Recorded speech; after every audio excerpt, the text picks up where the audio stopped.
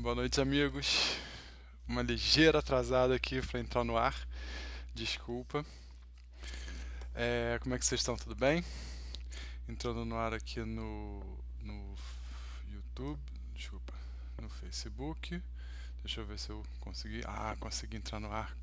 Pensei que eu fosse perder o link do Facebook. Ai, que bom que eu consegui. Foi meio corrido. Realidade, é, eu me distraí aqui nos afazeres domésticos. E aí, quando eu vi, nossa, já são 6h10. Aí eu saí correndo muito, mas deu tudo certo. Só checando aqui as conexões. Já conectei no Facebook. Agora eu vou conectar no YouTube. Pronto. Só um instantinho. Pronto. Boa noite, queridos amigos da Rede Amigo Espírita. Eu aqui, Mauro Guimarães, falando da minha casa no Rio de Janeiro, para a Rede Amigo Espírita. Muito agradecido pela oportunidade que todos vocês me dão de poder estar aqui estudando com vocês, aprendendo, me informando, crescendo. É um aprendizado importante, muito importante. E eu fico feliz de vocês participarem disso comigo, com as perguntas, com os questionamentos, enfim, com toda a ajuda mesmo que vocês dão. Como eu vi meio correndinho, estou aqui só verificando algumas coisinhas. Deixa eu ver aqui. Aqui, pronto. Opa, viu? Ouviram minha voz? Pois é. Eu fico monitorando, porque a gente já teve problemas anteriores. E aí eu fico monitorando para ver se está tudo funcionando direitinho. Então, como a gente sempre começa, vamos aos bate-papos. Vamos lá. Boa noite no bate-papo. Vamos ver quem já está online. Aqui. Aí. Bate-papo. Pronto. Certinho. Aqui. Então, vamos ver quem já está online no YouTube. Lembrando que a gente está transmitindo agora não sei, tanta transmissão. Facebook, YouTube, Periscope, Twitter e Rádio Amigo Espírita, rádio número 1. Então são várias mídias permitindo acesso para pessoas de todos os tipos de acesso e gostos, né? Se eu tenho um gosto particular pela mídia tal, estamos lá. Não tem mais desculpa para não assistir o nosso estudo. Lembrando sempre que as participações, por favor, façam pelo YouTube ou pelo Facebook, que são as mídias que eu monitoro e posso responder as perguntas, tá bom? Então, boa noite para a Luísa Medeiros, boa noite para a Alice Araújo, boa noite para o José Aparecido, que está aí como Rede Amigo Espírita, boa noite ao Daniel Rosa, Rosineia Sensi, boa noite. Ana Maria Correia, boa noite. Marcela Esteves, boas noites. Dete Laporte, boa noite. Vamos lá. Marlene Barcelos, boa noite também. Tá, já dei boa noite para todo mundo que já entrou no YouTube. O pessoal fica esperando a sinalização do YouTube que entrou no ar para poder acessar. Vamos dar uma olhada quem é que está no Facebook. Um segundo. Aqui, agora vamos no Facebook. Só desligar aqui tem alguns barulhinhos aqui acontecendo paralelos. Deixa eu só desligar. Pronto. Então, vamos ver quem está no Facebook, para a gente poder dar boa noite também. Aqui, Facebook. Pronto.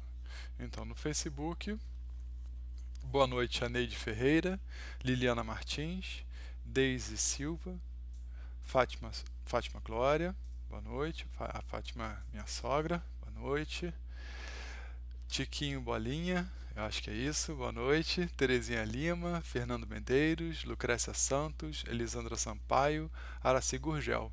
Esse é o pessoal que nesse momento está online pelo Facebook, certo? Então, já dei a minha curtida no Facebook. Agora mandar uma mensagenzinha aí de coraçãozinho para todo mundo.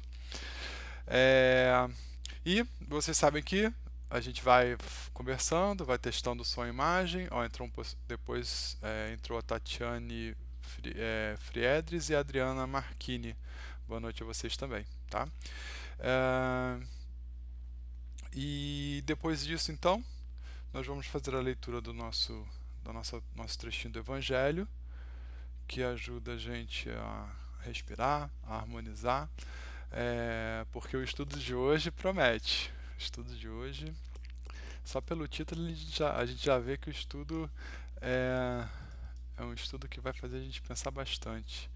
E justamente por isso que vocês sabem que eu tenho dedicado o maior tempo possível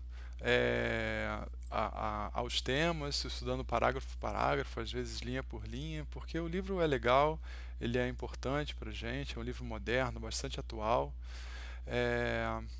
Então, vamos lá, vamos à leitura do Evangelho. Está aqui, pronto. Vamos lá. Então, hoje, nos toca ler o item número 4, o maior mandamento, do capítulo 15 do Evangelho segundo o Espiritismo, chamado Fora da Caridade não há salvação. Tá? Então, o item 4 do capítulo 15, chamado Maior Mandamento. Vamos lá, vamos começar a leitura. Aí. O maior mandamento, item 4. Mas os fariseus, sabendo que Jesus havia fechado a boca aos saduceus, reuniram-se, e um deles, que era doutor da lei, veio fazer-lhe esta pergunta para o tentar. Mestre, qual é o maior mandamento da lei? E Jesus lhe responde: Amarás ao Senhor teu Deus de todo o teu coração, de todo o coração, de toda a tua alma e de todo o seu espírito. Esse é o maior e o primeiro mandamento. E eis o segundo, que é semelhante ao primeiro: amarás a teu próximo como a ti mesmo. Toda a lei e os profetas estão contidos nesses dois mandamentos. Isso está em Mateus, capítulo 22, itens 34 a 40. Caridade e humildade, este é o único caminho para a salvação.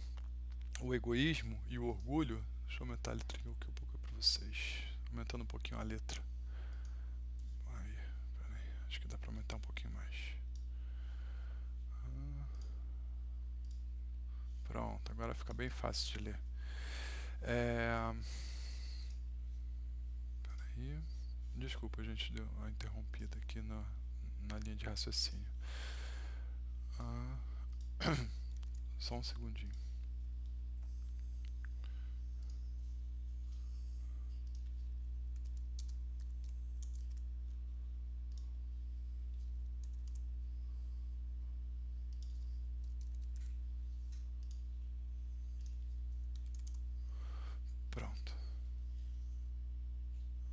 Pronto, desculpa, gente. Vamos voltar. Então, caridade e humildade, este é o único caminho para a salvação. Egoísmo e orgulho, este é o da perdição. Tal princípio está formulado de maneira precisa nas seguintes palavras: amarás a Deus de toda a tua alma, de todo o teu coração, como a ti mesmo. Toda a lei e os profetas estão contidos nesses dois mandamentos. E, para que não houvesse dúvidas na interpretação do amor a Deus e a do próximo, e a do amor ao próximo, acrescentou: e eis o segundo mandamento, que é semelhante ao primeiro. Isto quer dizer que não se pode amar verdadeiramente a Deus sem amar ao próximo, nem amar ao próximo sem amar a Deus. Portanto, tudo o que se faz contra o próximo é contra Deus que se faz. Não se podendo amar a Deus sem praticar a caridade com o próximo, todos os deveres do homem se acham resumidos nessas palavras: fora da caridade não há salvação. Então, esse trecho, inclusive eu já dei uma palestra sobre esse trecho, Jesus nesse momento, ele mostra para os fariseus que ele está plenamente atualizado com o conhecimento judaico da época. Existia um sacerdote judeu chamado Gamaliel, e ele foi inclusive o professor de Paulo de Tarso nas leis do Torá, E um dos seus discípulos, que eu não lembro o nome, porque eu também não vou lembrar o nome de todo mundo, perguntou para ele quais seriam os maiores, se ele poderia resumir todas as leis, toda a Bíblia, em uma palavra. E ele, o Gamaliel, pediu para esse discípulo que levantasse uma das pernas. Aí ele falou: amai ao Senhor seu Deus. Aí ele agora baixa uma perna e levante a outra. E amarás ao teu próximo como a si mesmo. Aí ele não falou mais nada e ele continuou com a perna levantada. E aí o discípulo falou assim: mas isso resume tudo? Ele falou: não. E isso é o que você vai fazer. O que resume tudo são as suas obras. Agora bota o pé no chão e segue com o que eu te ensinei. É mais ou menos assim a história. Estou contando assim, da forma que eu lembro e do meu jeito. Mas Jesus, com essas palavras, ele mostrava que ele estava extremamente atualizado, porque os fariseus eram especialistas no estudo do Torá. E o Gamaliel era um desses, muito conhecido, um sacerdote antigo. Como eu falei, foi professor de Paulo de Tarso, enquanto ainda era Saulo. Então, ele mostra aos fariseus que ele não estava falando à toa, ele estava falando de algo que ele tinha bastante conhecimento e atualização, tá bom? Mas para nós, tirando a curiosidade, fora da caridade não há salvação. Por quê?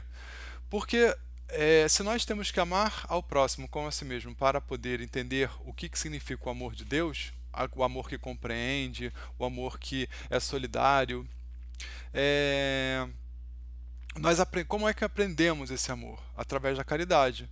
Através da caridade, no olhar, na forma que a gente observa sem julgamento, que a gente permite que as pessoas sejam e vivam da forma que elas querem, sem tentarmos impor regras de conduta ou tolir pessoas. Obviamente a gente tem que intervir quando a pessoa está colocando a sua vida em risco. E a gente vai lá e intervém como a gente intervém com uma criança que não tem consciência dos perigos, certo? Mas, de uma forma geral, se a pessoa está plenamente consciente de quem é, dos seus deveres e valores e com boa saúde mental, nós não temos porquê, nem devemos intervir. Tá bom? Seguindo. Bom, fizemos a leitura. Deixa eu dar uma passadinha aqui no bate-papo para ver se estamos todos bem. Se o pessoal está mandando algum recadinho aí de som e imagem. Não, estamos todos bem. Boa noite ao pessoal que entrou um pouquinho mais tarde. Vamos à nossa prece. Querido Deus, amado Mestre Jesus, querido irmão, amigo mais velho, companheiro e exemplo. Queridos mentores e amigos espirituais que nos acompanham nesse momento. Estamos todos aqui reunidos, em nome de Jesus, nas ondas da internet, felizes pela união em Cristo, felizes por ser Ele o motivo da nossa união, porque se estamos reunidos com Jesus, estamos reunidos por amor, por fraternidade, muito felizes pelo estudo que será levado daqui a pouco, felizes por já termos a oportunidade de tão sábias palavras, tão claras, tão diretas, referindo-se ao nosso conhecimento, ao que já podemos observar e compreender.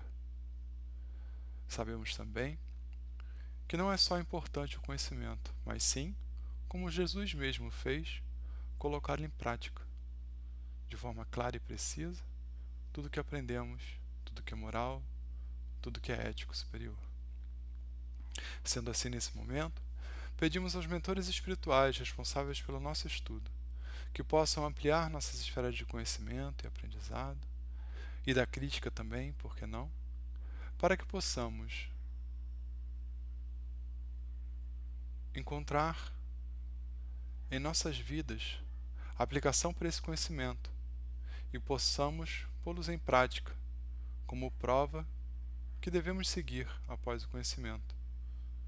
Sendo assim, Senhor, pedimos ao Senhor a luz e a graça do seu conhecimento, que ele possa perpassar a nossa vida e transformar muito em breve em comportamento, em ação e também em reação diante das dificuldades do mundo. Pedimos então nesse momento, Senhor, a sua permissão para darmos por iniciada essa noite de estudos.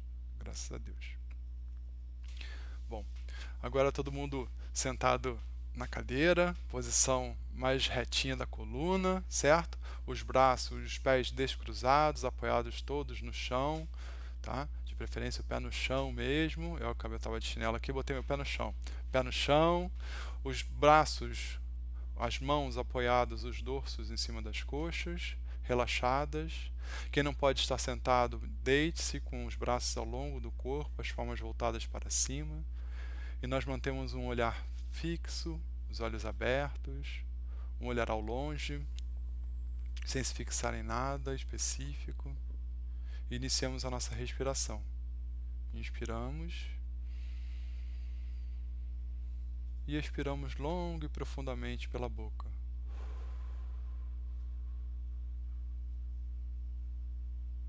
Novamente.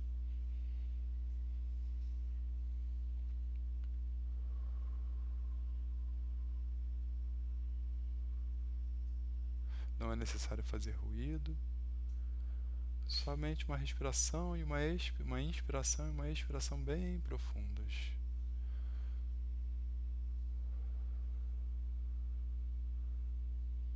Na expiração, vamos sentir o nosso corpo se esvaziando de todas as tensões do dia.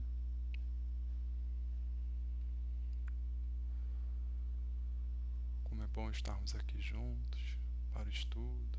Em nome de Jesus.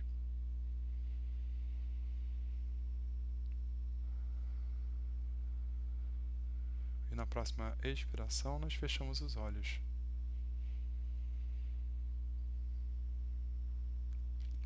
Imediatamente ao fecharmos os olhos, começamos a perceber pelos nossos outros sentidos o peso do nosso corpo na cadeira, na cama, o que estamos escutando, o que estamos ouvindo, os cheiros que sentimos. E agora vamos começar um escanear do nosso corpo, desde o primeiro fio de cabelo no topo da cabeça até os pés, bem lentamente, sem se fixar em nenhuma das partes do corpo, sem parar para julgar o que está acontecendo, se é uma dor, se é algo na barriga, se é algum desconforto, simplesmente percebendo e seguindo em frente. Começamos então pela cabeça, pela testa, pelo nariz, a boca, o rosto, os ouvidos, o pescoço, os ombros, o tronco, e vamos vagarosamente fazendo uma varredura sobre o nosso corpo, os braços, o nosso quadril, as coxas, as pernas, nossos pés.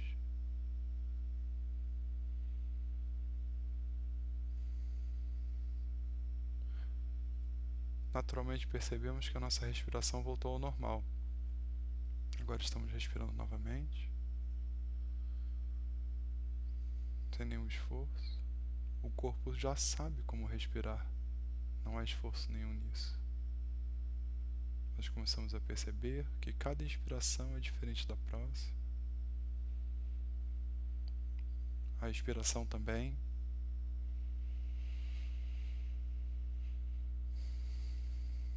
E agora sentimos uma suave luz, branca, morna, harmoniosa, que vem do alto e começa a penetrar o nosso corpo. E vai enchendo o nosso corpo dessa luz, começando pelos pés. E essa luz não se fixa aí, ela enche, mas é como se fosse um fluxo contínuo e nosso pé começa a brilhar com essa luz branca, amarelada, harmoniosa, às vezes com um tom de violeta. Agora ela vai enchendo as nossas pernas e elas também brilham, as nossas coxas. Se houver alguma dor, essa luz traz harmonia para a dor e ela vai dissolvendo, diluindo aquela dor que se ameniza. Nossos quadris. Agora ela brilha no nosso abdômen, Todos os nossos órgãos internos estão brilhando com essa luz harmoniosa. A nossa coluna, os nossos ombros, o tórax, tudo brilha, tudo é luz. Nossos braços, o nosso rosto, toda a nossa cabeça. E nesse momento somos um ser de luz, emanando luz para todos os lados, para todos que estão em volta. A luz nos penetra e nós simplesmente a deixamos passar, diluindo tudo o que está acontecendo nesse momento em nossa cabeça, em nosso corpo. Os pensamentos vêm e vão, assim como a luz harmoniosa, sem deixar rastros, simplesmente acalma.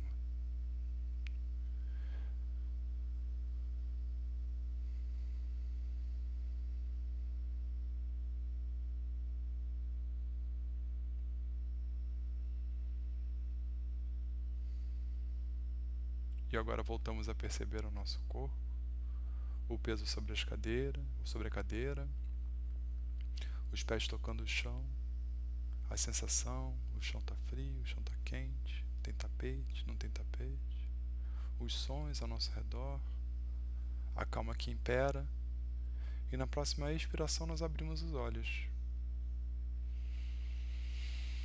Respiramos fundo, se quiser dar uma esticadinha. Pronto. Nossa meditação hoje durou 4 minutos, tá bom? Então, esse tipo de meditação, como eu sempre falo, é uma excelente meditação para começar o dia.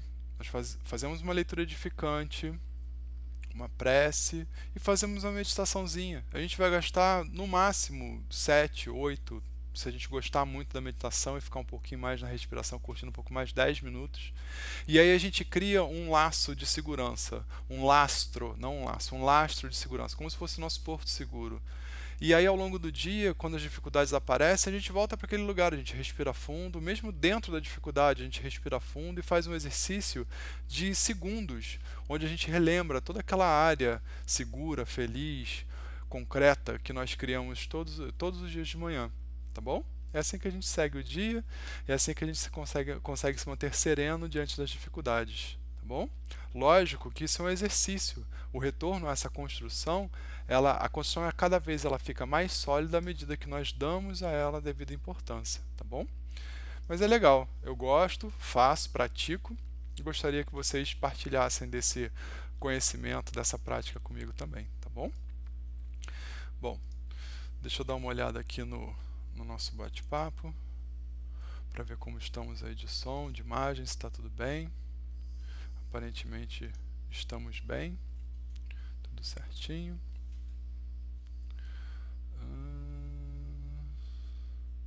Ana Maria lembrou aqui que ela está lendo Paulo Estevão, é um livro fantástico. O Paulo Estevão é um livro muito bom para indicar para as pessoas que estão começando no espiritismo, que não entendem nada, principalmente para os resistentes, porque é uma prova cabal de que Jesus existe, de que Jesus pode vir se comunicar com as pessoas. É um livro muito lindo. Bom, vamos lá. Então, tá tudo certinho, ninguém está reclamando de som e imagem, estamos bem.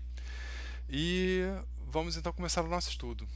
Vocês sabem que hoje começamos um capítulo novo, extremamente interessante, extremamente auspicioso, certo? Auspicioso significa que ele vem a calhar, ele está no tempo de falarmos disso, tá bom? Então vamos lá. O capítulo é o de número 7, o nosso livro Impermanência e Imortalidade, está aí do lado da capa, ele é da FEB Editora, ele é a primeira edição desse livro, tá bom? O psicógrafo é o Divaldo Pereira Franco e o espírito responsável é o espírito Carlos Torres Pastorino. Estamos na aula de número 16, capítulo 7, o egoísmo. E ele começa assim: o egoísmo. Herança cruel do primarismo por onde deambulou o princípio espiritual nas anteriores faixas antropológicas da evolução, o egoísmo predomina na natureza humana, responsabilizando-se pelos comportamentos arbitrários e infelizes que postergam o desenvolvimento do Cristo interno adormecido nos refolhos mais profundos do ser. Esse capítulo, gente, não é para ninguém ficar se sentindo culpado aqui, não. É para que a gente entenda por que a gente é egoísta. A gente tem que assumir isso. Sabe por quê? Vou dar um exemplo simples. É, nós saímos da espécie dos primatas e nos tornamos homos mais ou menos ficamos em pé mais ou menos há 2 milhões e 200 mil anos atrás, certo? Então, há 2 milhões e 200 mil anos atrás, na Terra, estávamos nós encarnados como? Tinha internet, Facebook, tinha estrada, tinha geladeira, tinha comida, tinha luz elétrica, tinha mídia social, não tinha nada disso, gente. O que tinha? Tinha tempestade, tinha calor, tinha frio, tinha seca. Então o homem, naquela época, ele precisava lutar muito pela sobrevivência, certo? E ante a fome, ele precisava caçar, trabalhar, se dedicar, certo? Então nessa época, o homem precisava estar muito centrado nas suas necessidades, porque se ele não fizesse isso, estou com fome, preciso caçar, ele ia morrer, certo? E aí ele vivia essa vida, que chama vida de caçador e coletor, certo? Então ele vivia do que ele caçava e do que ele colhia de frutos. Muitos anos se passaram, e o primeiro laivo de Sapiens, né, começou há 200 mil anos. Então, de 2 milhões e 200 até 200 mil anos, nós vivíamos um primarismo básico, que vivíamos simplesmente para caçar, para comer, para nos reproduzir e para tentar sobreviver. A média de idade não passava de 30 anos, tá? A média não, o máximo da idade, né? A expectativa de vida não passava de 30 anos. Há 200 mil anos, a gente começou a desenvolver, isso é por estudo antropológico, socioantropológico, a gente começou a desenvolver as primeiras emoções, os primeiros sentimentos. Por quê?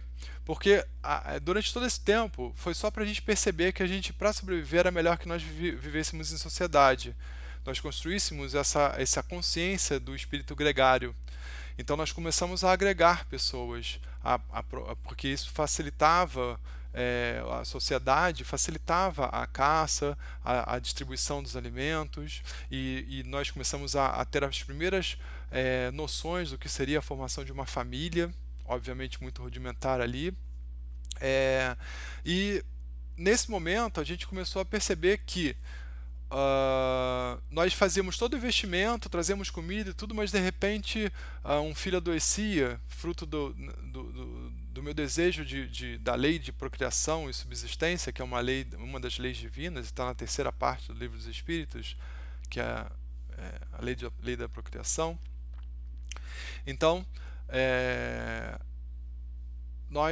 e aí o nosso filho morria. Né? A gente não sabia porquê, simplesmente um dia estava bem, aí começava a ter uma febre e um machucado na perna começava a crescer, e aí morria. Suava muito, morria. E a gente não conseguia compreender. Então, nessa a gente sentia uma emoção muito forte, mas essa emoção vinha do nossa primeira emoção essencial, que era o medo. O medo da perda, o medo de não poder fazer nada a respeito de algo que está acontecendo. E aí a gente passou depois desses 200 mil anos, vivendo nesse medo, porque a gente não conseguia explicar as coisas. Um dia estava sol, estava calor, no outro dia estava frio, estava nevando, a gente estava passando muita dificuldade, estava seca, estava chuva, a comida escasseava, todas as pessoas que a gente gostava padeciam, só sobrevivia a gente, todo mundo morria, e a gente não conseguia explicar isso, porque a gente não tinha conhecimento suficiente para explicar o que estava acontecendo. E aí, então, a gente criou a emoção medo, tá?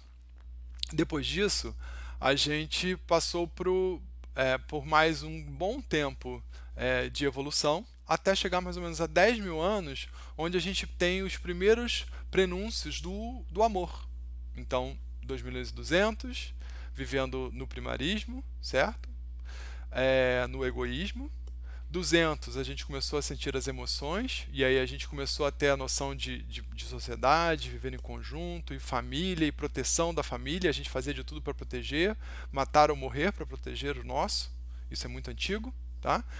E com 10 mil anos atrás, começou o nosso sentimento superior, o amor. Mas não o amor que a gente hoje começa a dedilhar, começa a tentar entender que é esse amor que supera tudo, que liberta. Naquela época o amor era a paixão, certo? Que vinha em impulsos muito fortes, às vezes violentos, mas era uma paixão que nos fazia sobreviver e nos tornava mais fortes. Então, eu estou falando isso tudo para que vocês entendam que o nosso egoísmo ele se desenvolveu durante 2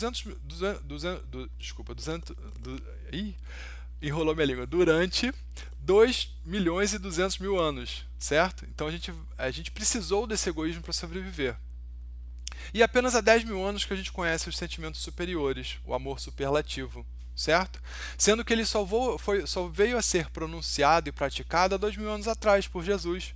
Porque antes disso, o amor ele era egoísta, ele só visava os meus, as minhas, os nossos, certo? E a gente tem hoje na atualidade pessoas que ainda não descobriram esse amor superlativo e continuam vivendo a era do eu só me importo com os meus, com a minha família, com o meu trabalho, com o meu sustento, e negligencia bastante o sociável, certo? Isso é parte da dificuldade que nós estamos enfrentando nesse momento na nossa sociedade global, tá? Não só no Brasil, global. As pessoas estão isoladas, ensimesmadas, vivendo as suas vidas e preocupadas em aproveitar ou tirar o máximo ou viver bem da sua vida e assim, muitos mesmo já passaram da fase de fazer mal ao outro para estar bem na vida, graças a Deus. Muitos já passaram por isso, né? Já passaram dessa fase. Porém, a grande maioria ainda está nesse amor que não faz nada por ninguém. Então, se cuida, mas faz muito pouco pelo outro, certo? Então, vou ler de novo com esse conhecimento todo que a gente tem agora para a gente aprender a perdoar, entender que nós temos dentro de nós um sentimento forte que é o ego, tá? E ele se torna, a defesa do ego pode se tornar em egoísmo porque é um sentimento primário. Ele existe dentro de nós há milhões de anos, tá bom? Então, herança cruel do primarismo, certo? Nossas fases primárias há 2 milhões de anos, por onde deambulou o princípio espiritual nas anteriores faixas antropológicas da evolução, antes de sermos Homo sapiens, Homos tecnológicos, né? Porque a gente ficou Homo sapiens, depois o Sapiens sapiens e hoje tem um novo termo que chama Homos tecnológicos. O egoísmo predomina na natureza humana, responsabilizando-se pelos comportamentos arbitrários e infelizes que postergam o desenvolvimento do Cristo interno, adormecido nos refolhos mais profundos do ser humano. Por quê? Se nós... Imagina a sutileza do Cristo eterno, imagina a sutileza dos sentimentos que moveram Cristo, certo? Como a nossa predominância ainda é muito bruta, ainda está nas questões, ainda viaja muito por essas questões primárias, nós temos dificuldade de amar, temos dificuldade de perdoar, temos dificuldade de compreender, temos dificuldade de olhar ao próximo que já nos foi bastante agressivo e entender que aquela pessoa estava fazendo ali o que ela podia, o que ela conhecia, muitas vezes ignorante de que nos estavam fazendo mal, tentando sobreviver e fazer o bem diante do que ela conhece por bem, certo? Então, se torna muito difícil o desenvolvimento do Cristo interno por essas condições, tá bom? Continuando. Esse atavismo dos prazeres mais grotescos, característico da selvageria que a tudo elege para si, excepcionalmente para a prole, quando ainda dependente do animal, permanece dominador como medida de prevenção da existência física, segurança pessoal para o futuro e insegurança da própria estabilidade. Então vocês vejam que se nós temos um momento de instabilidade, nós voltamos a essa sensação primária, ou seja, nós nos voltamos para o ego, certo? Porque o que acontece? Ante uma dificuldade, nós facilmente voltamos às nossas emoções primárias. Então, Se a gente está com, por exemplo, o nosso pensamento começa a imaginar o que pode acontecer se nós vamos sair da rua diante da violência de algumas cidades, certo? E aí a nossa mente protetora do ego, protetora da nossa existência, começa a bolar, a imaginar inúmeras possibilidades e consequências de nós sairmos, certo? E aí nós começamos a rememorar lembranças de notícias, de imagens que vemos, etc. E nos vem o medo. A gente volta para o primarismo e nos vem o medo. E aí nós nos tornamos inseguros, tá? Isso é uma coisa bem simples, certo? Então, a insegurança da existência física nos faz voltar aos nossos sentimentos mais primários, que são os nossos sentimentos que nos protegem, tá bom? Então, os nossos sentimentos primários, medo, desconfiança, raiva, insegurança, eles não são ruins, eles são bons porque eles nos protegem e são necessários no seu tempo, certo? Então, a segurança pessoal para o futuro, ou seja, ou a insegurança da própria estabilidade, a gente vive no Brasil atualmente uma estabilidade financeira, econômica, que nos torna inseguros e nos dá o quê? Segurança e medo, ou seja, a gente sempre volta para os sentimentos primários. E é por isso, e aí quando a gente volta para os sentimentos primários, desperta na gente o quê? Essa necessidade de defesa, certo? Então a gente volta, muitas pessoas com dificuldades morais, elas vão para o grotesco, né? Para a selvageria, para a violência. Outras pessoas simplesmente se trancam em casa e ficam muito inseguras. Outras pessoas em fuga entram em depressão. Tá? Ou focam excessivamente, exageradamente nos filhos com super controle, super proteção, não dá espaço para que eles se desenvolvam, não permite que vá à rua jogar um futebol com as crianças, porque, sei lá, uma bala perdida, não sei, estou no Rio de Janeiro, então estou falando de temas do Rio, infelizmente, mesmo que isso não seja uma realidade em todos os bairros, isso é uma coisa pontual, mas acontece, infelizmente, infinitamente mais do que desejaríamos. Então, para nos defendermos, diante das inseguranças, nós ainda dependemos desses nossos instintos primários, tá bom? E se nós não tivermos uma moralidade que desperte, ou seja, se nós, por exemplo, não meditarmos para perceber quando nós saímos da nossa rota de melhor a nossa rota de melhor conduta ético-moral, se nós não tivermos esse despertar, que a meditação ajuda a fazer isso, ou seja, permanecermos em boa vibração e percebermos quando essa vibração é perturbada de alguma forma para retornar a ela, retornar ao estado de vigiar e orar. Eu falo sempre isso, certo? Nós facilmente descambamos para esse primarismo. Isso é normal, tá? Reúne tudo quanto dispõe, além das necessidades reais, acumulando excessos perturbadores no campo da posse, pensando exclusivamente em si mesmo, e quando por exceção naqueles que lhe são afeiçoados ou descendentes, em detrimento de todos os demais, os quais certamente não pode dispensar, mas que, na sua loucura egoísta, por enquanto, não se dá conta nem lhes permite atribuir valor. Vocês viram por que a gente leu fora da caridade não há salvação lá no Evangelho? Pois é. E eu vou dar um exemplo muito simples disso. Ontem eu estava atendendo uma paciente e ela estava me contando que ela chegou em casa e virou para o filho, que é um adolescente entrando na idade adulta, um adolescente um pouquinho mais velho, entrando na idade adulta, e ele pergunta para ela: ah, mãe, tem comida? Não, ela falou assim: filho, você já comeu? Tem comida na geladeira. E ele, ela só falou isso, né? Ela só falou isso. E ele voltou: e o que te importa? Que se dane, eu não quero saber se tem comida ou não tem comida, eu não estou nem aí. Quando eu quiser eu procuro. Uma coisa assim, nesse nível, mas com palavras mais graves, vamos dizer assim. E aí o que acontece? Ante a agressão, uma mãe, né, foi isso que eu lembrei a ela, qual era a missão da mãe, o amor da mãe, como é que a missão da mãe é aprender o amor, como é amar como mãe. Mas ante a agressão, ante a violência, nós, por insegurança, caímos no medo. E o medo nos faz reagir ativamente e antagonicamente ao ameaçador, a quem nos ameaça. E quem que estava ferido ali?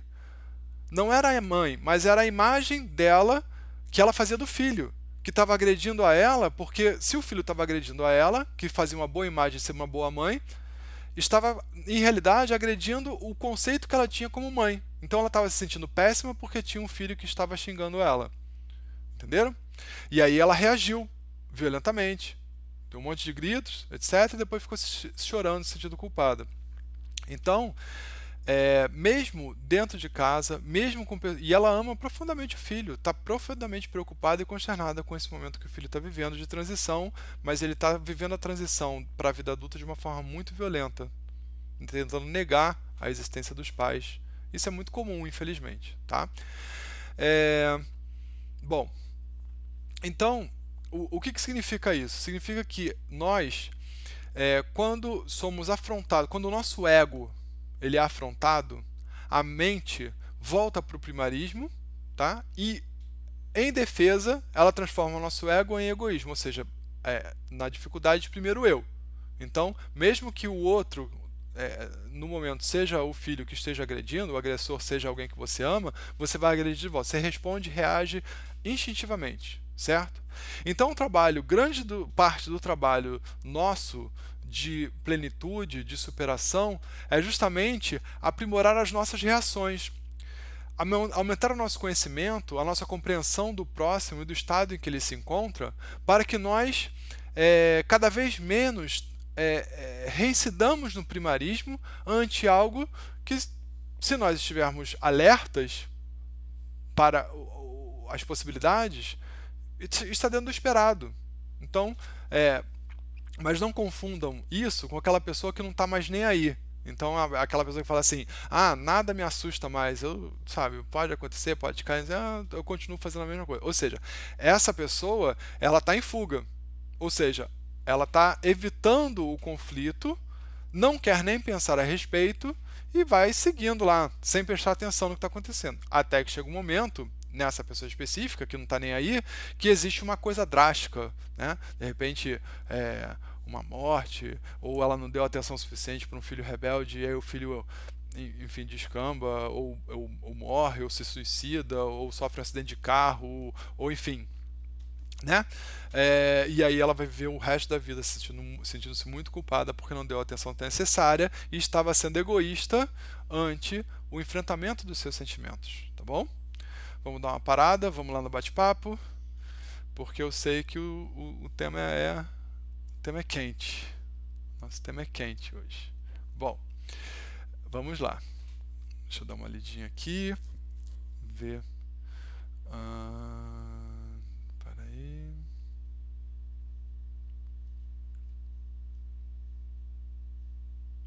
A Marlene está perguntando se eu estou falando desses 2.200.000 anos deste planeta. Sim, neste planeta, tá?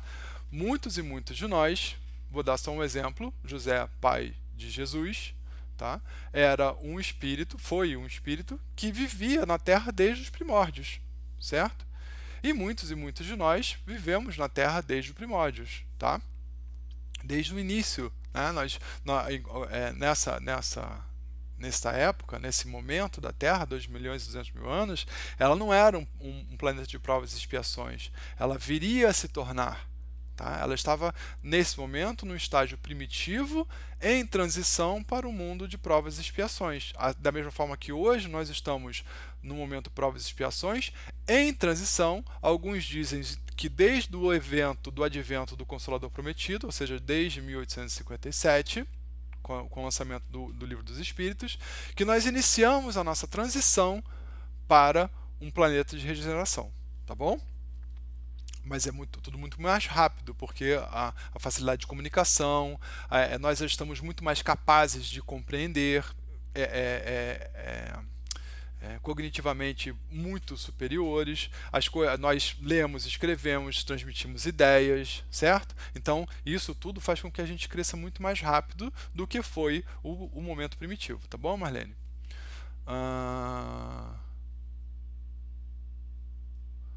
A Liliana está falando assim, a Terra evoluiu muito, e tem muito mais para evoluir e para melhorar, com certeza, Com certeza. Em realidade, se você perceber, Liliana, a Terra já evoluiu muito, muito, muito, tá? Se você pegar o início do século passado, século XX, todos nós aqui vivemos o século XX, não existe exceção nisso aqui no pessoal que está acompanhando o estudo, que eu saiba, todos nós vivemos o século XX. No início do século XX, a expectativa de vida era 40 anos. Hoje, a expectativa de vida é real, as projeções são de 90 anos em alguns países. No Brasil, hoje, a expectativa de vida está sendo estudada entre 72 e 75 anos, certo? Há 10 anos atrás era 68 anos. Então, estamos evoluindo, estamos vivendo mais, certo? Hoje em dia, qualquer ato de violência, por mais grotesco que seja, ele vem à tona, ele reinsurge. Nós percebemos, nos indignamos, aprendemos, nos revoltamos, reivindicamos. Por exemplo, aquela questão da violência no voo da United. Uma pessoa que estava vendo a violência racial, né, dentro do voo da United, filmou com o celular e aquilo viralizou em horas, estava no mundo inteiro, certo? Então nós estamos muito melhor, porque hoje nós já vemos e hoje nós já temos contato com uma ética, não necessariamente religiosa, mas uma ética filosófica, antropológica, também permeada pela ética cristã. Tá? E pelas éticas de outras culturas, certo? Muito superior e muito menos violenta do que já foi, tá bom? Então nós estamos bem melhores, certo? Vamos lá. Peraí.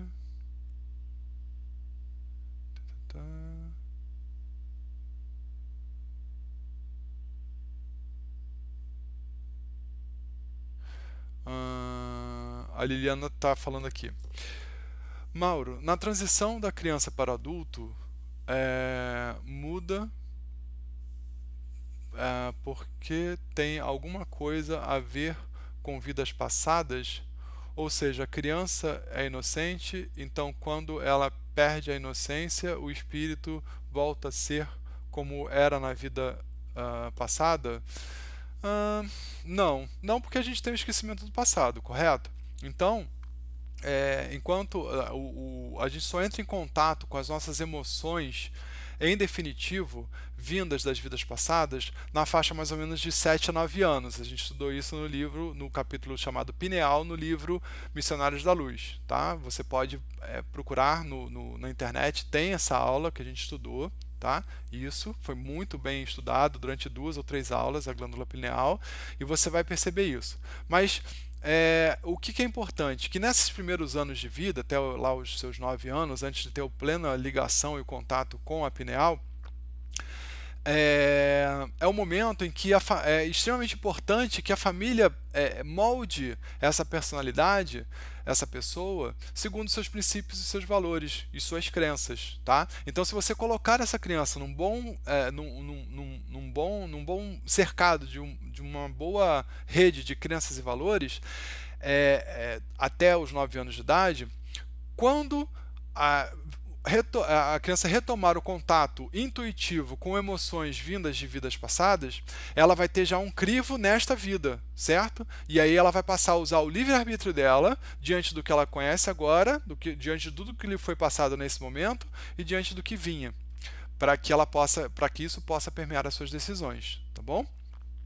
Então, e fora isso, até mais ou menos esses 9 anos, a criança está muito, mas muito em contato com o mundo espiritual, certo? Mas não necessariamente com as suas lembranças, mas com o mundo espiritual. Então, nessa fase, é uma fase difícil, por quê? Porque ela é facilmente influenciável por questões espirituais, é a fase de ter os amigos espirituais, é a fase de conversar com pessoas invisíveis, certo? E que elas podem plenamente influenciar nas respostas dela para o mundo. Mas aí o efeito educador é da família presente, tá bom?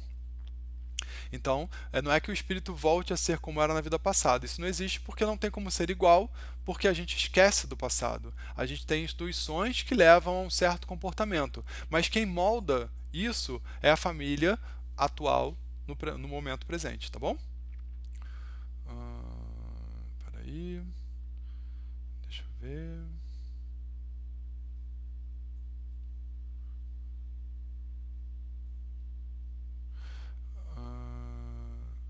Aí você pergunta, daí o papel, daí os pais tentar mudar esse espírito que é filho.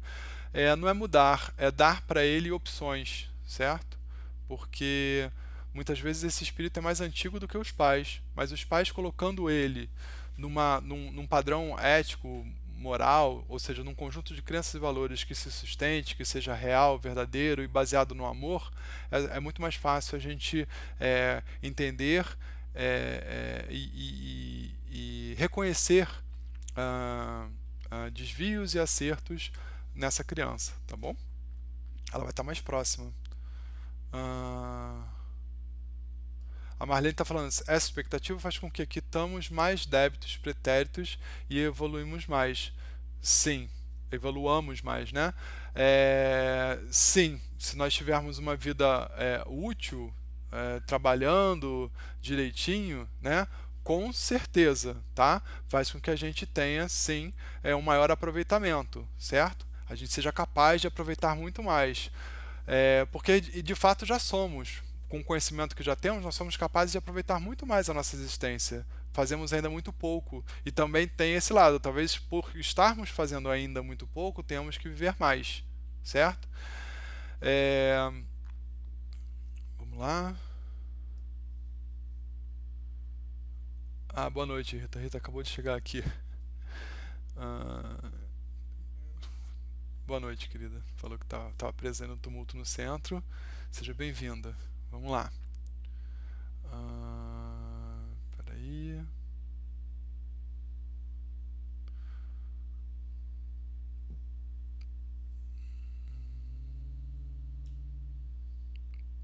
Bom, não tem outras perguntas. Vamos dar uma olhada no Facebook, ver se o pessoal tem alguma perguntinha no Facebook. Espera aí. Vamos lá. Estou voltando aqui um pouquinho. Deixa eu ver. Um segundo.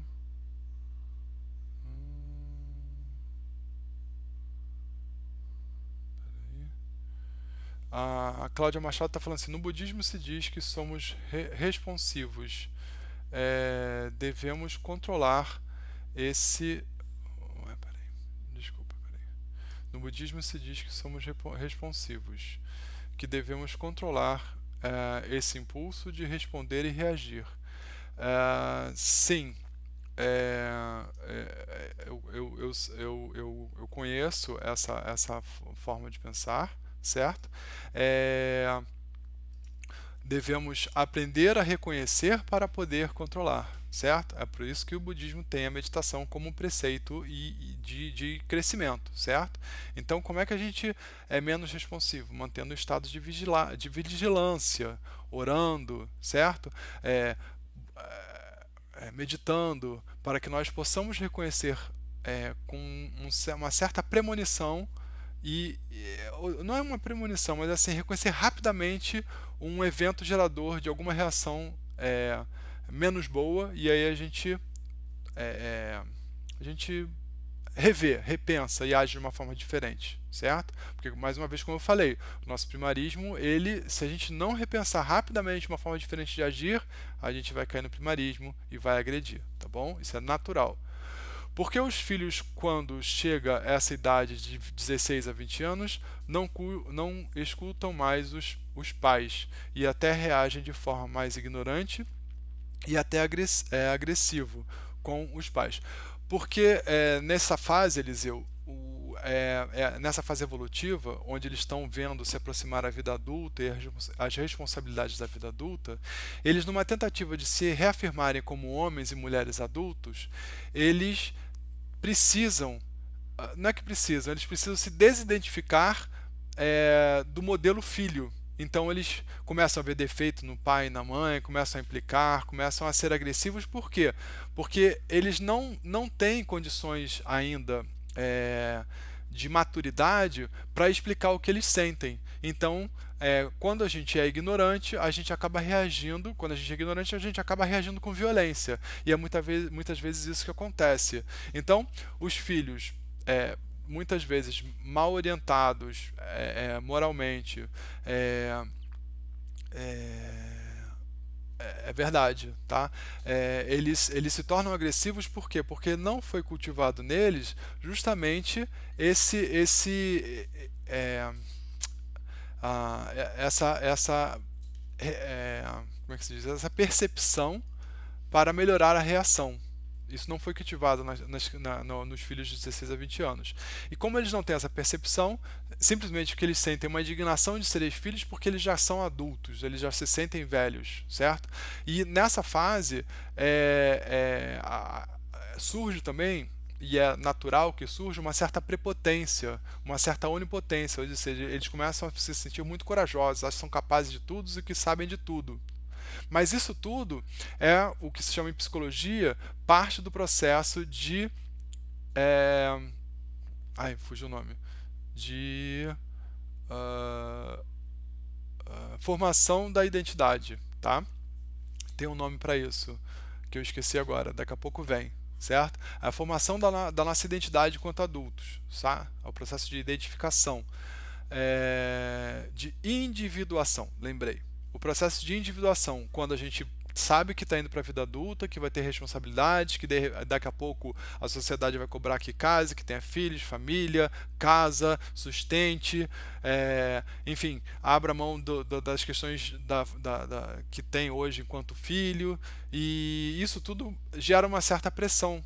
E essa pressão, diante de uma pessoa ainda imatura, ela é, a resposta ante essa pressão, a resposta é violenta, certo? Assim como a gente vê em vários movimentos sociais de sociedades imaturas, uma resposta violenta para as questões sociais também, tá bom? Vamos lá. O Eliseu está falando assim, há 2000 anos atrás era normal, então, fazer coisas absurdas por sermos ignorantes. Então, vamos continuar a sermos ignorantes até chegarmos a um grau de espiritualidade, e a espiritualidade vai chegar com a transição do planeta? Não. Não é isso. Essa é uma visão equivocada, tá? Não é o planeta que vai mudar e aí todo mundo vai mudar. Nós temos que mudar para que o planeta mude, certo? Então o planeta não muda sozinho e aí a gente vai a reboque. Isso é uma visão bastante equivocada e bastante simplista de pessoas que, e isso é muito comum, que ficam sentadas esperando que alguma coisa aconteça para que as coisas melhorem. E não é assim que acontece, e a gente está aprendendo isso a duras penas na situação social, política, econômica, enfim, que o Brasil vive no momento. Tá? Não são os políticos que vão mudar, não é um movimento político que vai tornar o Brasil melhor, mas sim um movimento nosso, tá? Social, ético, de melhores escolhas, comportamental, de maior responsabilidade.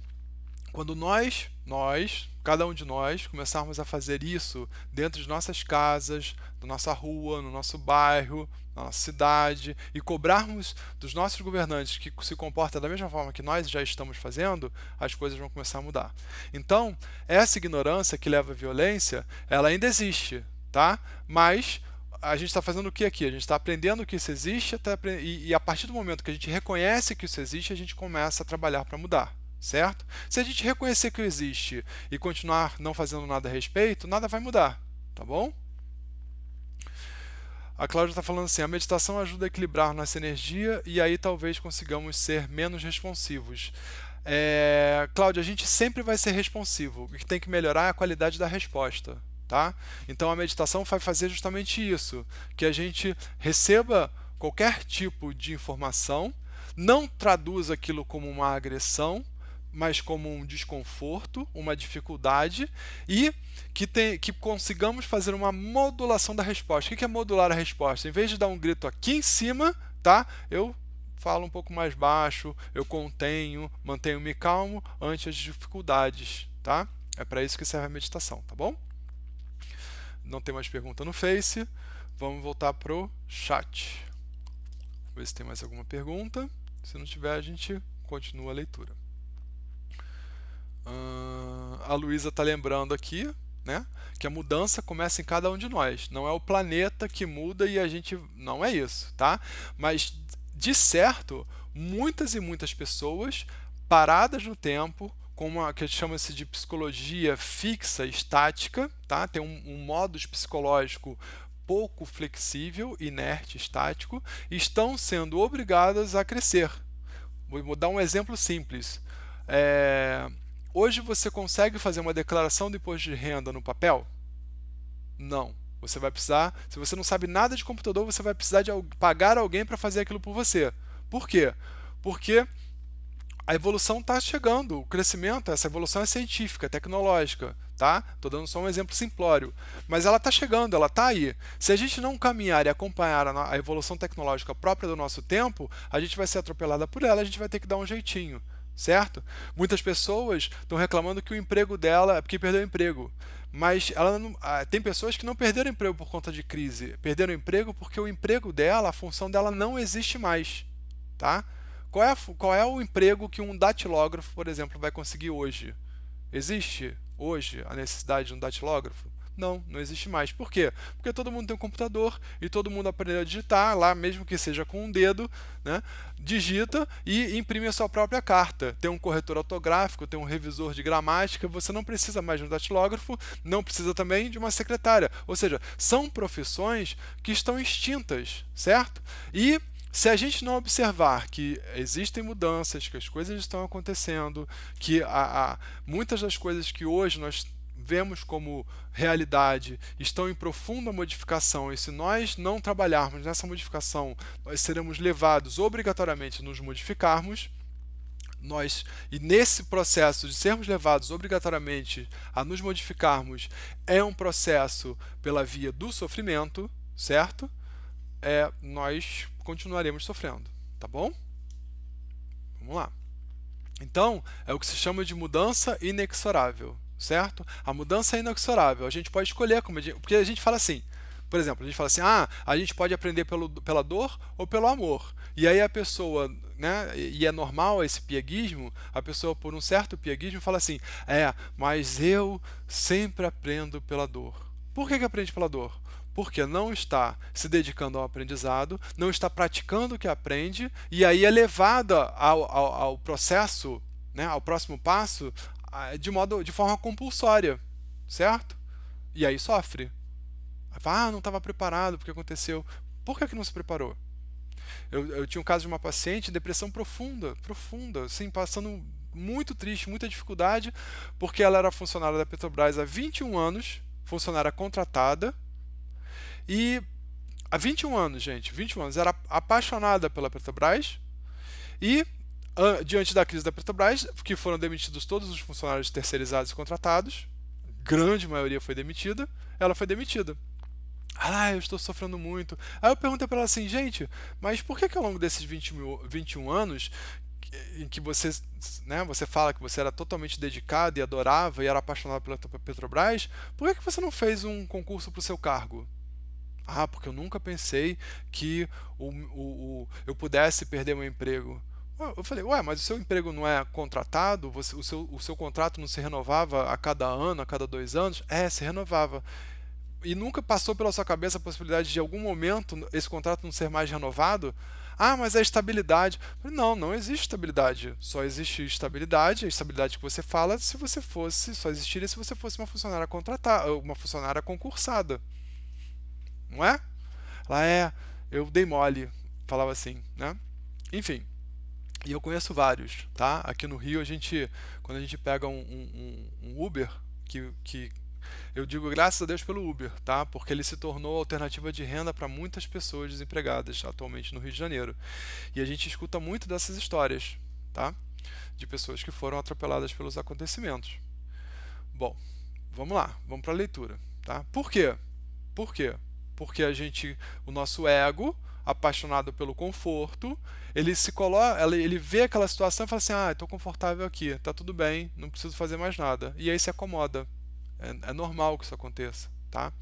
E a gente tem que ficar alerta para as mudanças, para que nós não sejamos mais um a cair nessa teia de sofrimento por estarmos parados no tempo. Vamos lá. Por isso mesmo, ensegue-se e perde o rumo da felicidade por pensar exclusivamente no gozo que amortece os sentidos e bloqueia os sentimentos, que poderiam desabrochar para a compreensão do bom e do belo, do nobre e do elevado. poderoso por estar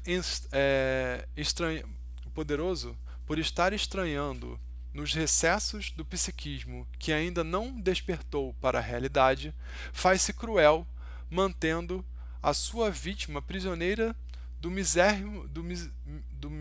misoneísmo infeliz, que impede a aceitação das conquistas contemporâneas que iluminam e libertam a consciência dos paroxismos que o assaltam sempre que invitado a comportamento melhor e mais compatível com o nível de evolução que lhe compraz e alcançar. Vocês viram aqui? É exatamente o que a gente estava falando, tá? Esse ego supervalorizado, porque está confortável ali na sua posição, no seu status, no seu cargo, no seu salário, etc., tá? Ele fala assim, por estar entranhado nos recessos do psiquismo, ou seja, por isso estar muito profundamente enraizado no psiquismo dessa pessoa, tá? E é muito fácil que todos nós, e eu me incluo, já passei por isso, já aconteceu isso comigo, tá? A gente se aprisiona, certo? A gente se aprisiona e às vezes aprisiona outras pessoas nessa condição, certo? E isso impede de aceitarmos as conquistas contemporâneas, ou seja, aceitarmos a evolução dos tempos, que as coisas estão mudando, certo?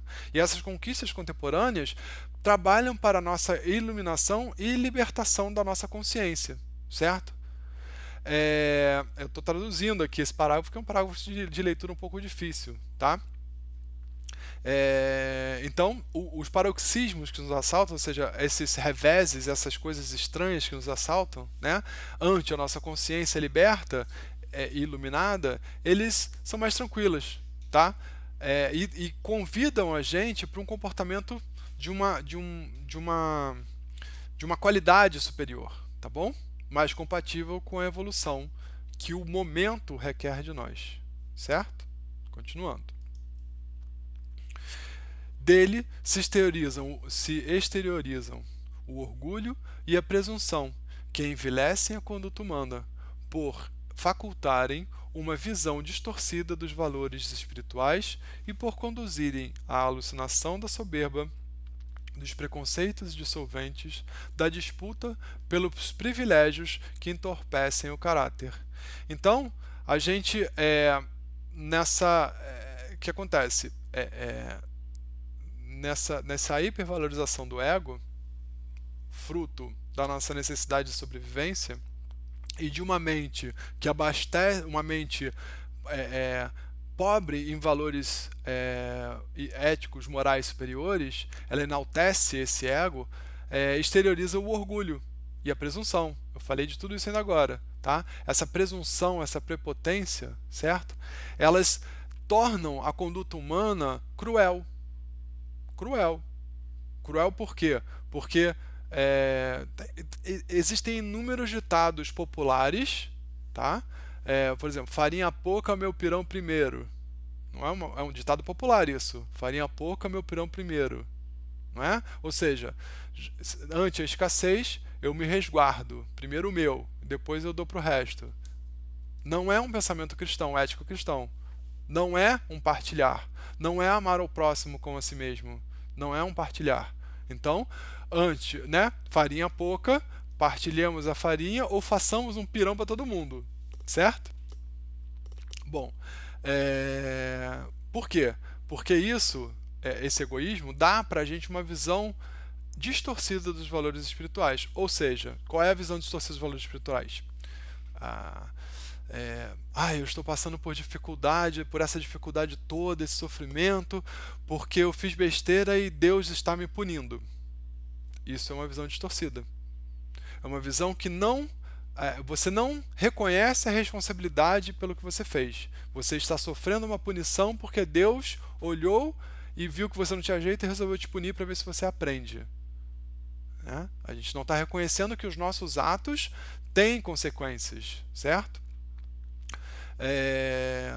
Então essa visão distorcida, ela nos impede de enxergar a nossa realidade, nos impede de crescer, tá? E aí ele falou, conduzem a alucinações de soberba. A gente fica achando que a gente está no máximo e aí quando a gente cai, a gente fala, ai, estou tão desiludido.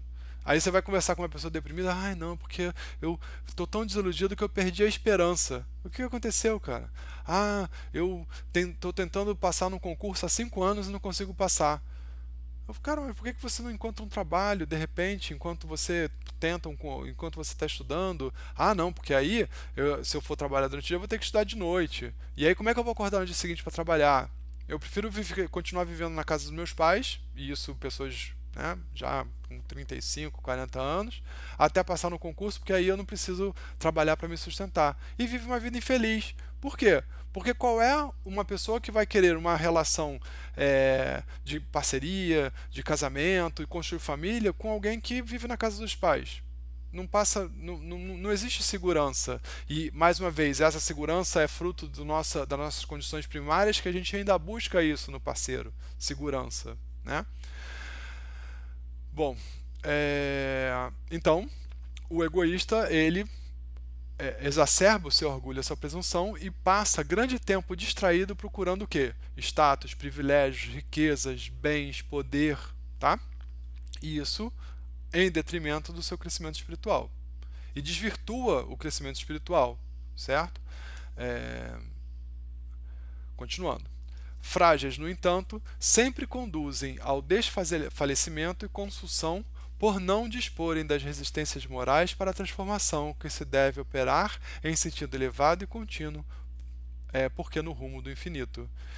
Ou seja, as pessoas são frágeis porque elas não percebem que a nossa lei é de progresso e estamos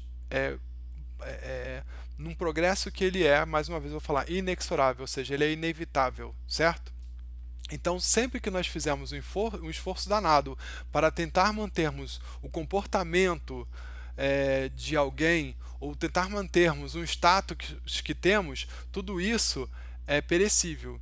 E voltando à questão da relação de pai e filhos, isso é muito comum, essa queixa é muito comum. Ele fala assim, eu não entendo o meu filho, ele há 3 anos atrás ele era o máximo, ele estava sempre comigo, era o meu melhor amigo, e agora, na fase de 16 a 20 anos, onde ele está tentando se entender no mundo enquanto adulto, no processo de individuação, como eu falei anteriormente, ele não está mais comigo, ele não dá mais importância ao que nós fazíamos, ele está saindo com os amigos, não quer mais saber de mim. Ou seja, o pai, na mentalidade fixa, quer que o filho tenha sempre 13, 14 anos, ou 12, ou 10, enfim. Não quer que o filho se torne adulto. Fixo nessa questão, acaba se tornando frágil e vítima, tranquilamente vítima das circunstâncias. E acaba desiludido porque está querendo que as coisas continuem para sempre como eram. Entenderam? Bom, a gente vai parar aqui, tá? Nessa aula de hoje. Vamos ver como é que está lá o bate-papo, como é que estão as participações.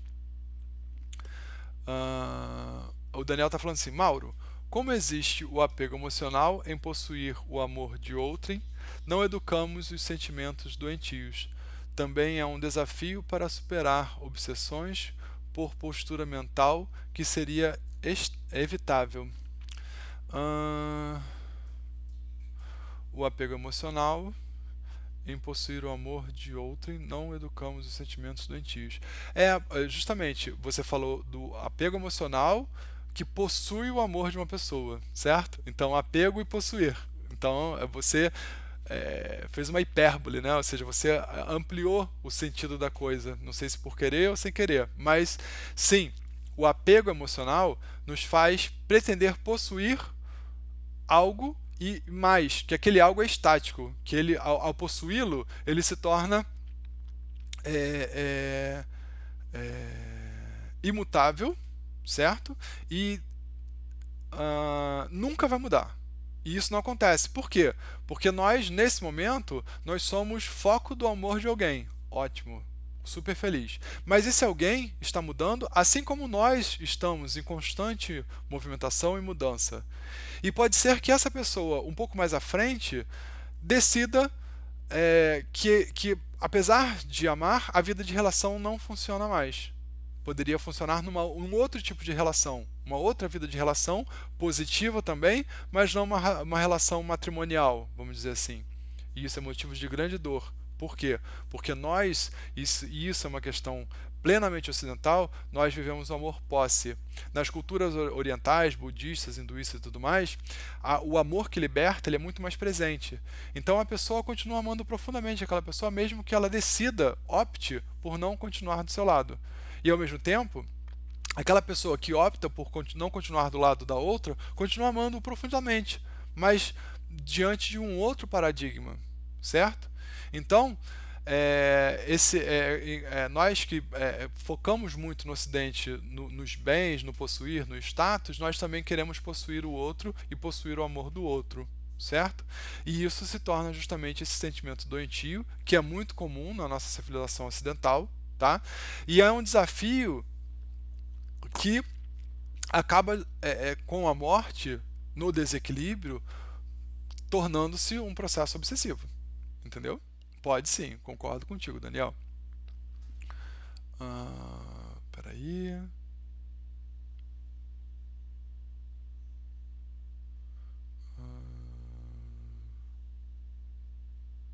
A Luísa está lembrando que tudo o que acontece é para a evolução espiritual. Absolutamente tudo, tá? Mesmo aquele seu chefe egoísta, tentando permanecer, manter o seu status, que vai lá e te demite sumariamente, ou que te explora sumariamente, porque sabe que não existe emprego lá fora e você tem que fazer porque você precisa daquele emprego para se manter, ele está crescendo e você está crescendo. Ele está crescendo porque ele está gerando débito para eles por abuso de poder. E você está crescendo porque você está sendo vítima do abuso de poder e você está se aprimorando ante o sofrimento, ante a dificuldade, aprendendo ou a ser compassivo ou a rebelar-se a isso e procurar uma vida mais tranquila para você. Ambas as vias são vias de crescimento. Ficar ou partir são vias de crescimento. O que a gente tem que entender é que nós somos responsáveis pela nossa escolha. Ficando ou partindo, a responsabilidade é nossa e se a gente entender que a responsabilidade é nossa, começamos a trabalhar nos para que estou ficando, para que estou partindo e o que eu espero de mim ficando ou partindo. Tudo bem? Vamos lá.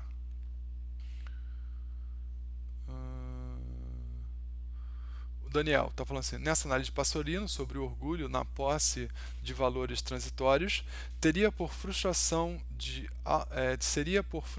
de autoexigência e o egoísmo por não doar os sentimentos que nos fazem receber também um sentimento? O que acontece? O apego a valores transitórios, tá?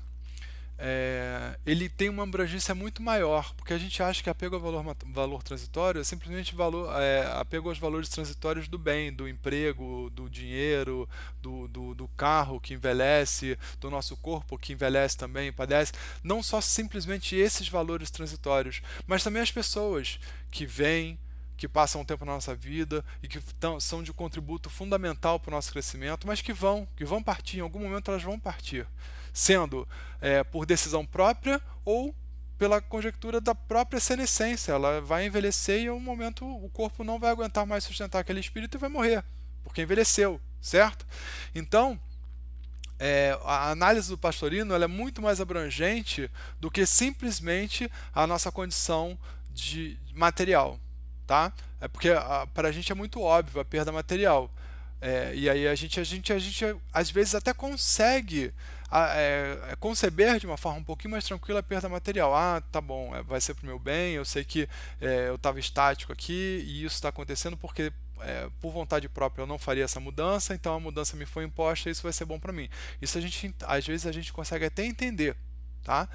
Mas entender uma pessoa que foi durante anos e anos fruto do nosso amor e investimento de 100% do nosso ser partir porque morreu é muito duro, é difícil, certo? Mas isso está dentro dos valores transitórios que a gente tem que aprender a superar, tá bom, Daniel?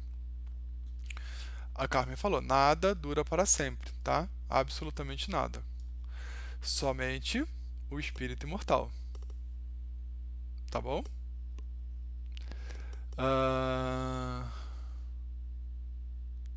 A Carmen está falando assim, já percebi que quando estou sob pressão perco meu equilíbrio. De que maneira conseguir me equilibrar nesse momento? Usando o que você já conhece. A prece, a vigilância, a oração, a meditação, que vai permitir com que você identifique precocemente as nuances do seu desequilíbrio e, mais do que isso, comece a agir positivamente na sua reação, porque a gente não vai deixar de reagir, tá? É natural que a gente reaja nesse momento que a gente vive, é natural, tá? Mas a nossa reação, ela pode ser uma reação muito valorosa, entenderam? A reação é um efeito natural, só que se a essa reação nós impusermos o nosso ego, nós estamos reagindo violentamente porque o nosso ego foi ofendido, nós certamente vamos ter uma reação pouco digna. Se a nossa reação for superior, e a gente viu exemplos disso, eu falei sobre isso na nossa aula de segunda-feira, ante perguntas extremamente desconfortáveis, a mentora espiritual que vinha dar o seu conhecimento dava respostas maravilhosas e nós nos identificávamos com o sofrimento daquele que fazia a pergunta porque nós não tínhamos, e eu expliquei que a gente se identificava e sentia triste como ele, ou com a história dele, com a narrativa dele, porque nós também não tínhamos respostas para aquela pergunta, porque nós ainda não alcançamos esse momento de conhecimento para ter esse tipo de resposta, esse tipo de reação. A mentora tinha reação, uma reação positiva, antes uma pergunta provocativa e de tremenda profundidade e dificuldade. Entenderam? Então, quando eu falei modular, o que significa modular? Significa que a onda de reação que ela passa dos limites, ela começa aos pouquinhos entrar no limite, ó. Estou fazendo aqui no limite da tela, tá? A gente primariamente, a nossa reação está assim, ó, pum, sai do limite, sai do limite, sai do limite, sai do limite. Como a gente começa a aprender e a cultivar a nossa vigilância, a gente começa a modular. Então, quando a gente vê que a reação vai sair do limite, está chegando no limite, a gente para, fala assim, não, vamos tornar isso alguma coisa positiva. Aí a gente começa a trazer de novo a reação para cá. E chega no meio, aí a gente vai, entendeu? A reação faz assim. Tá? Vai melhorando, e o nome disso é modulação. Tá?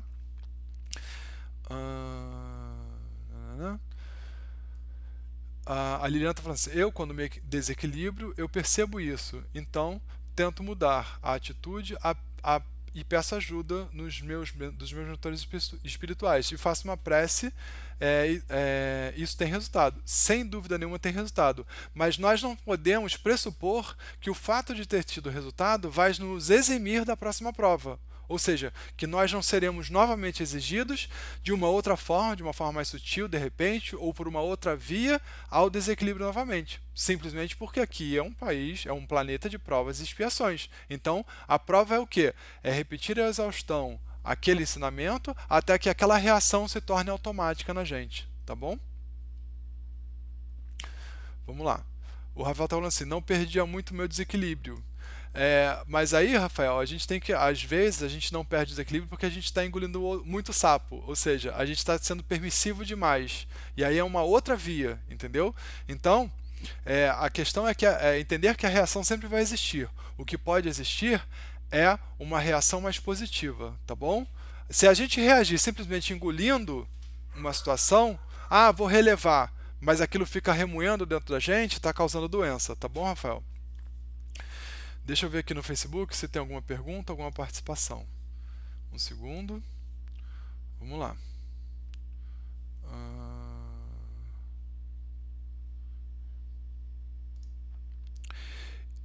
Aqui a Tereza Evangelista está falando assim, gratidão, Senhor, gratidão. E quando eu estava conversando com essa minha paciente ontem, que foi ofendida pelo filho e teve uma resposta exagerada em relação a isso, eu estava falando, a via, né, da melhor resposta, e eu agradeço a você, Tereza, por ter me lembrado da questão da gratidão, a via da melhor resposta, da melhor reação, uma delas pode ser a via da gratidão. Tem a via da gratidão, a via do amor, a via do perdão, certo? A via da gratidão, compreende que aquele filho está tendo aquela reação porque ele está no processo de crescimento e evolução e se sente seguro o suficiente para perceber que ele já pode ser mais, já pode ser homem, já pode ser adulto, porque ele é seguro, porque ele foi bem criado. E nós temos que ser gratos por isso e agradecer porque ele naquele momento está xingando. Ou seja, é difícil, é duro, muito, muito duro. Mas se nós amenizarmos pela via da gratidão, entender que aquele filho já pode ser um adulto, e nós vamos e conversamos com ele como adulto.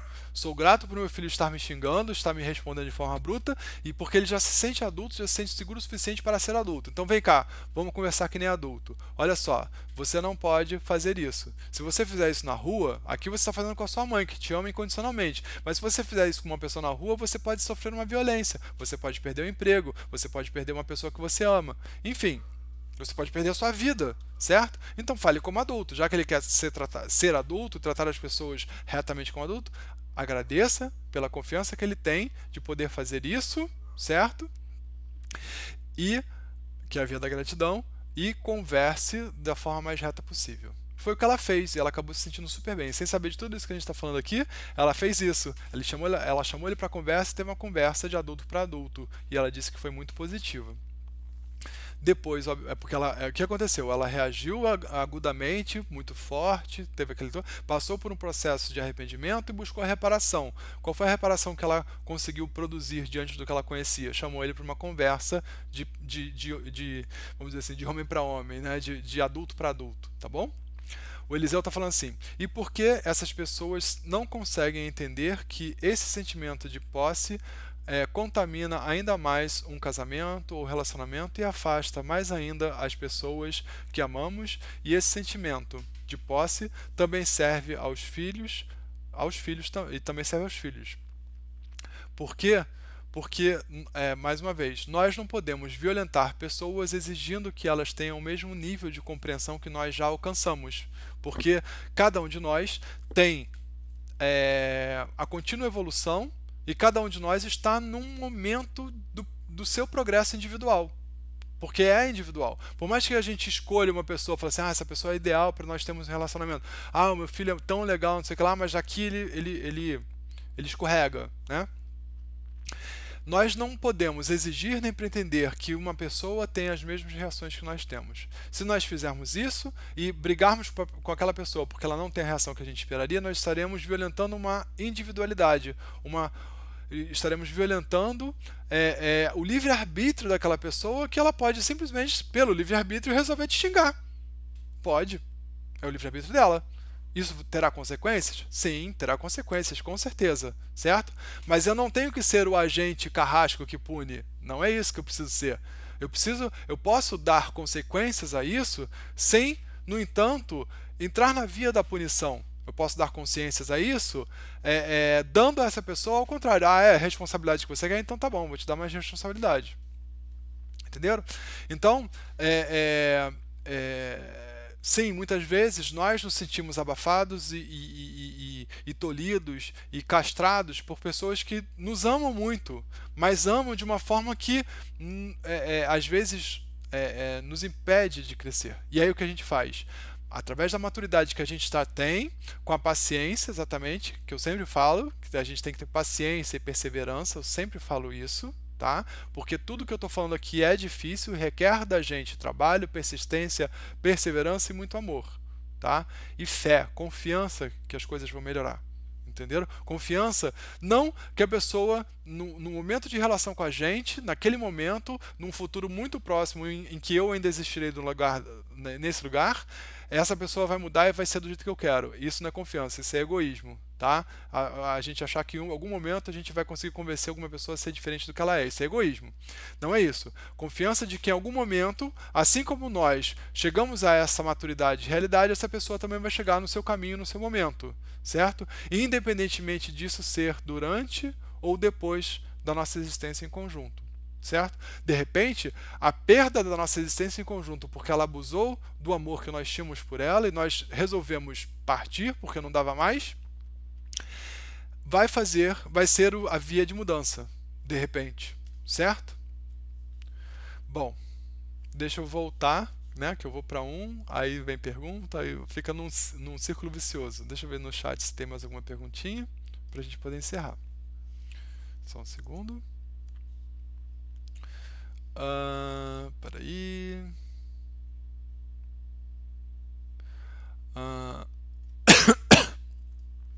A Rosinéia está falando assim: engolir sapos na psicossomática causa problemas na tireoide. Eu já falei isso algumas vezes, né, Rosinéia? Pois não se libera energia, não é liberada com a fala. Não só com a fala, mas de forma. A gente não se comunica de forma criativa. A gente não pega aquela energia que é o sapão descendo a garganta e a gente não processa isso de forma criativa. Toda a nossa via de processamento, de exposição dos nossos sentimentos, seja através da escrita, se a gente não tem coragem de virar para aquela pessoa que nos está agredindo e falar para ela nesse momento diretamente que ela está agredindo, está sendo injusta, a gente pega e escreve, bota aquilo para fora de alguma forma, tá?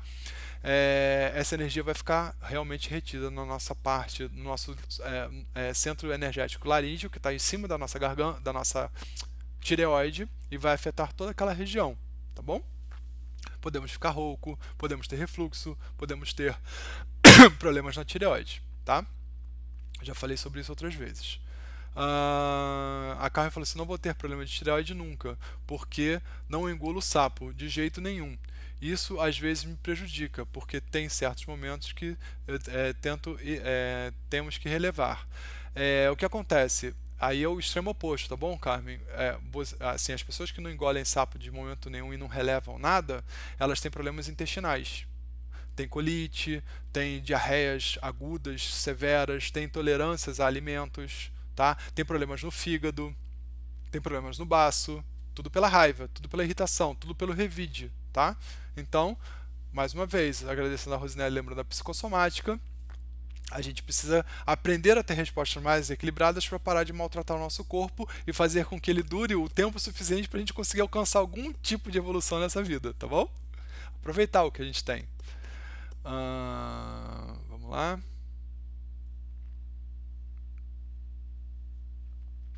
Peraí. O Rafael está falando assim: eu não sou de retrucar, acho que não adianta. A questão não é retrucar, nem responder, nem fazer valer a sua posição.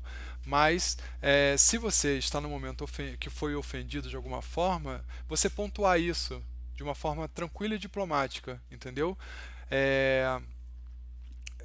A gente não precisa o tempo inteiro estar certo e o tempo inteiro estar provando que a gente está certo. A gente simplesmente precisa de expandir o amor, certo? E às vezes a gente pode estar certo calando, sabendo que aquela pessoa está profundamente errada, por caridade, tá? Quando é assim, a gente não sente culpa, não remói e não causa doença. Peraí.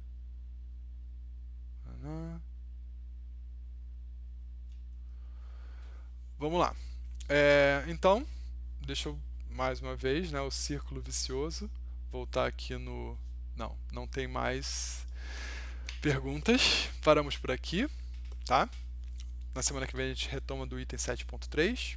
Eu sabia que esse capítulo ia ser um capítulo que a gente ia ficar bastante, né, estimulado. Vamos fazer a nossa prece. Querido Deus, amado irmão, amigo, nosso mestre, exemplo de todas as horas, querido Jesus, queridos mentores e amigos espirituais que estão aqui nos acompanhando nesse momento, inspirando a nossa compreensão do estudo. Estamos muito agradecidos pela responsabilidade que nos toca diante do mundo, que já conhecemos de uma forma melhor, que já vemos de uma forma diferente. Estamos muito agradecidos, gratos de verdade, por estarmos incomodados com a forma que somos, porque já compreendemos que podemos mudar, que poderíamos ser melhor do que já somos. E isso é um grande passo, e o próximo é começar a trabalhar para a mudança. Tudo isso, com certeza, é custoso e é difícil, mas é totalmente possível, porque podemos testemunhar ao longo da nossa história, da história da humanidade, tantas e tantas mudanças, tantos e tantos sucessos. Tantas pessoas iluminadas passaram por aqui e nos deixaram seu exemplo. Percebemos agora a grande tranquilidade que nos cerca depois do estudo, onde Jesus está presente. Percebemos que é muito fácil ter Jesus. Basta que nos unamos e troquemos palavras fraternas em nome de Jesus. É nesse momento que sentimos a sua presença, a luz de seus mentores despejada sobre nós. Isso nos faz acalmar e sentirmos-nos melhor, mais otimistas e confiantes, para nos jogarmos de novo no mundo em que todo o nosso conhecimento será testado ao extremo, porque é para isso que estamos aqui. Então pedimos nesse momento que possamos retornar aos nossos lares, aos nossos afazeres, da forma mais cordial possível e sermos, cada vez mais, pequeniníssimos pontinhos de luz na multidão. Obrigado, Senhor. Graças a Deus.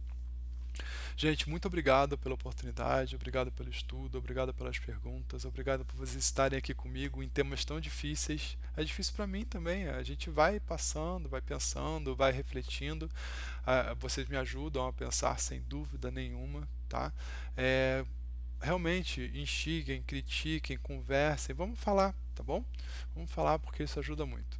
Fique com Deus, um bom feriado para todo mundo amanhã, tá bom? Pensemos que amanhã é o feriado da nossa independência do Brasil, certo?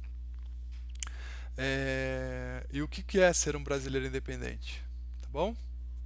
Um beijo, boa noite.